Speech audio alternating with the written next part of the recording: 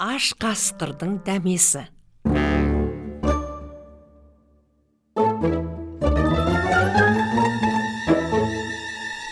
Неше күннен бері қанды аузына қара шыбын да ілінбеген бір қасқыр ауылды торып қораға жақын келіпті.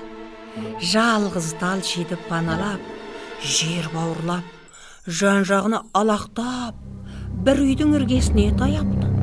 Үй ішінен жылаған баланың дауысы шығады. Қой дейді, жылама енді, қой енді. Жылай берсең қасқырға бере салам, депті шешесі баласына.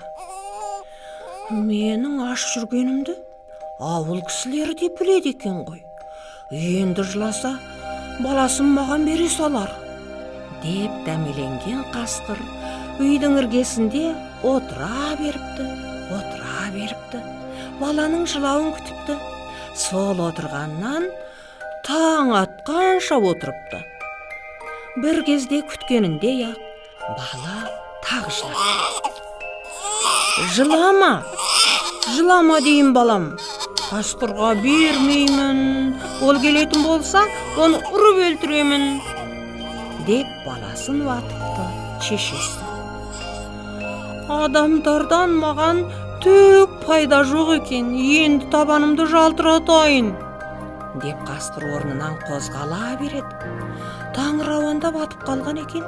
Тұрып жатқан адамның көзіне түскен қасқыр тұс жақтан тап берген үлкен күштің өтінде қалады. Баладан дәме қылған қасқыр ажалдың қармағына ілініп, терісі жайылып, тын-тын болады.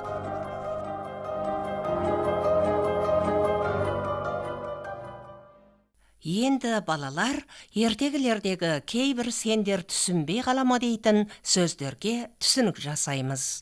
Аш қасқырдың дәмесіндегі табанын жалтырату, кету, қашу деген сөз.